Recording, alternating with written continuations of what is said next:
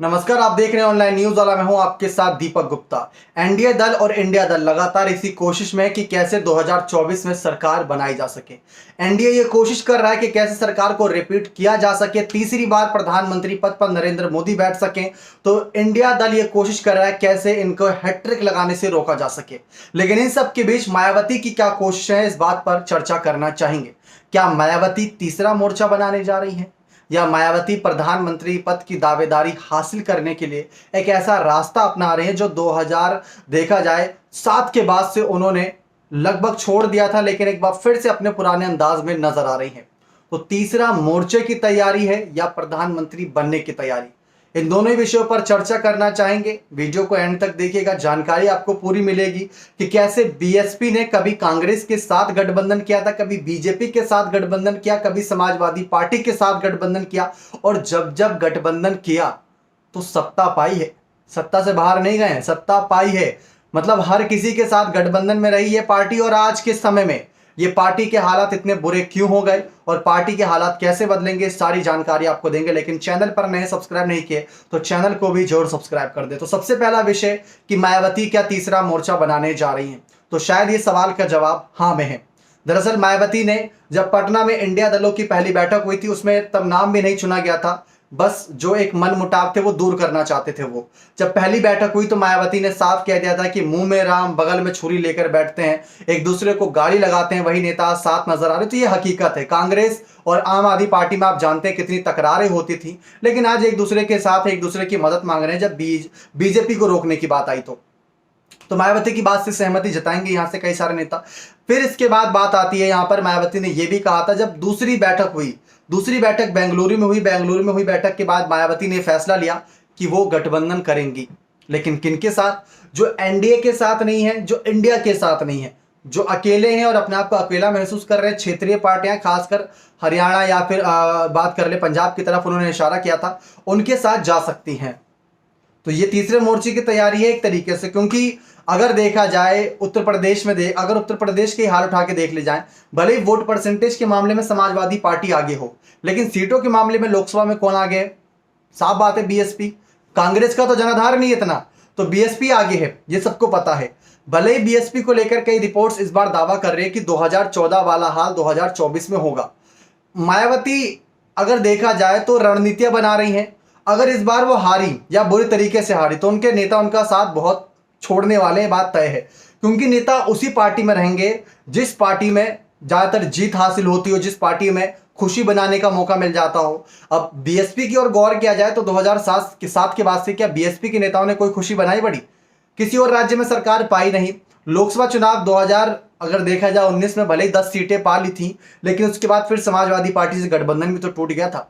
अब आप भी सोच रहे होंगे, हमने वीडियो की शुरुआत में कहा था कि बीजेपी, कांग्रेस और समाजवादी पार्टी तीनों के साथ इन्होंने गठबंधन किया था। बाबरी मस्जिद का आपको मुद्दा याद होगा, बीजेपी बहुत बुरी फंसी थी, समाजवादी पार्टी के नेताजी लगातार आगे चल रहे थे। तब बीएसपी, जी हां, अगर आज के समय में देखा जाए बीएसपी का तब उतना जनाधार नहीं था, लेकिन बीएसपी ने समाजवादी पार्टी के साथ मिलकर 1993 में बीजेपी को हटाते हुए सरकार बनाई थी। सत्ता में कौन आया? समाजवादी पार्टी और बीएसपी। ये एक उदाहरण है कि मतलब बीएसपी और सपा जब साथ आई तो कितना फायदा मिला था। कई बार मायावती भी इस बात को कबूल चुकी है कि अगर गेस्ट हाउस कांड नहीं हुआ होता तो आज बसपा और सपा पूरे देश पर राज कर रही होती, क्योंकि ये पार्टियां इतनी तेजी से बढ़ रही थी। ये पार्टियां हर वर्ग के बारे में सोच रही थी, खासकर दलित, अल्पसंख्यक, मुस्लिम समुदाय जो भारत देश में आजादी के बाद से अपने आप को महफूज नहीं समझ रहे थे। ये मायावती के बयान थे। लेकिन इन सब के बीच अब बात आती है, तो बात हो गई समाजवादी पार्टी के साथ गठबंधन जब सत्ता पाई।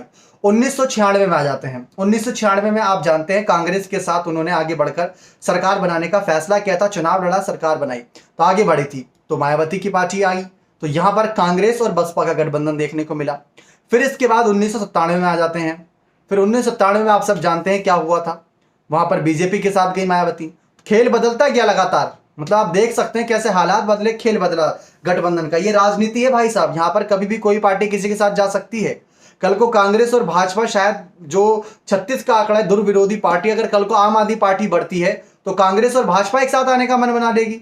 तो वही तो हो रहा है, भाजपा के खिलाफ कांग्रेस और आम आदमी पार्टी साथ आ रही है अगर आप देखें तो। ये हालात हैं, जब हालात विपरीत जाते हैं तो उसके विपरीत ना जाते हुए उसी की तरफ जाने के लिए आपको किसी ना किसी का साथ ढूंढना पड़ता है। लेकिन बीएसपी ने इस बार साथ नहीं ढूंढा। बीएसपी के जो उत्तर प्रदेश के प्रदेश अध्यक्ष हैं, लगातार वो ये कह रहे हैं मायावती को प्रधानमंत्री बनाना है, मायावती को प्रधानमंत्री बनाना है। अब सर्वे ये कह रहे हैं कि मायावती को 0 सीट मिलेगी इस बार, तो ये कैसे बात बनेगी। अब आपको बताते हैं कि मायावती 2007 में जो पार्टी अगर देखा जाए 1985 में आगे बढ़ी थी, 1985 में बड़ी पार्टी 2007 में अगर उत्तर प्रदेश जैसे बड़े राज्य में बहुमत के साथ सरकार बना रही है, तो सल्यूट है इस पार्टी को। मेहनत करी होगी तभी तो ये पार्टी आगे बढ़ी। अब मायावती का तो ये आरोप रहता है कि भाई साहब जब से ईवीएम आया है तब से हमारी पार्टी को वोट नहीं मिल रहा।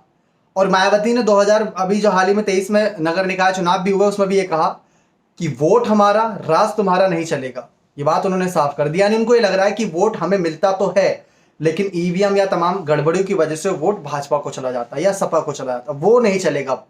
अब बात आती है इंडिया दलों की अगली बैठक को लेकर। महाराष्ट्र में अगली बैठक है। बैठक में संयोजक जो चुनावी समिति होती है, सदस्यीय टीम, 11 सदस्यीय टीम, उसका ऐलान होगा। सीटों के बंटवारे पर थोड़ी चर्चा हो सकती है ताकि एकदम से चर्चा करके कई पार्टियों को नाराज ना किया जाए। लेकिन मायावती की नजरें रहेंगी कि समाजवादी पार्टी, जयंत चौधरी की पार्टी को कितनी सीटें मिलती हैं इनके साथ, तो यहां पर नजरें मायावती की भली भांति टिकी हुई हैं। और कांग्रेस कितनी सीटों के साथ उत्तर प्रदेश में चुनाव लड़ती है, क्योंकि जो समाजवादी पार्टी है वो एम फैक्टर साथ लेकर चल रही है, जो एमडी फैक्टर मायावती लेकर चलती है, उसमें से एम फैक्टर समाजवादी पार्टी यानी मुस्लिम फैक्टर, और जो कांग्रेस पार्टी है वो अल्पसंख्यक और एम फैक्टर को अपने साथ लेकर चलती है। तो ये बात मायावती जानते हैं, इसी वजह से थोड़ी दूरी बनाए हुए हैं। लेकिन राजस्थान और मध्य प्रदेश अगर विधानसभा चुनाव कांग्रेस जीत जाती है तो हो सकता है कि कांग्रेस के साथ बसपा आने का मन बना ले। कांग्रेस और बसपा में इतनी ज्यादा नहीं है, विरोधाभास नहीं है, लेकिन मायावती के जो पिछले कुछ बयान थे उन्होंने साफ कहा था कि जब भी कांग्रेस को लगता है कि वो डूबने वाली है, उनकी पार्टी नहीं बचेगी, कांग्रेस का बुरा हाल हो गया। ये हकीकत है। अभी कांग्रेस के हाल देखे जाए तो राजस्थान और छत्तीसगढ़ में सरकार बची थी, हिमाचल और कर्नाटक में सरकार तब बनी जब खड़गे को अध्यक्ष पद मिला था। तो उन्होंने कहा था कि दलित को आय कर देते हैं ये लोग, अल्पसंख्यक को आय कर देते हैं, जो अलग जाति के, निचली जाति के, उनको मोहरा बनाते हैं। मल्लिकार्जुन खड़गे को लेकर भी मायावती ने यही बात कही थी, तो आप मोहरा मत बनिए। तो मायावती ने वहां पर एक हिदायत देने की कोशिश करी थी। लेकिन बात तीसरे मोर्चे की आ रही तो मायावती को साथ मिल सकता है असुद्दीन ओवैसी पार्टी का।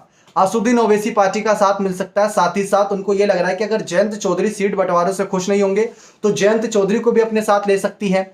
चंद्रशेखर आजाद को साथ नहीं लेंगे क्योंकि उनकी और दोनों की विचारधारा सेम है। कांग्रेस के साथ जा सकते हैं, इसी वजह से कांग्रेस के खिलाफ ज्यादा बयानबाजी नहीं कर रही। बात आती है एनडीए के साथ जाने की। अगर बीजेपी राजस्थान और मध्य प्रदेश में सरकार बनाने की बहुत क्लोज आ जाती है और गठबंधन बनाने की बात आई तो आगे बढ़ सकती हैं।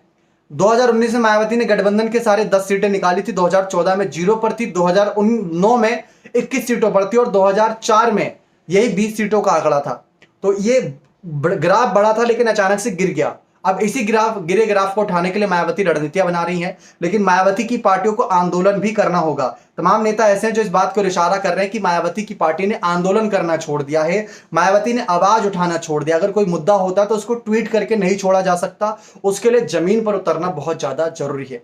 अब आपको क्या लगता है कि क्या मायावती इस रणनीति के साथ, क्या क्षेत्रीय पार्टियों के साथ मिलकर प्रधानमंत्री पद तक पहुंच पाएंगे या नहीं? अपना कमेंट सेक्शन में जोड़ दीजिएगा।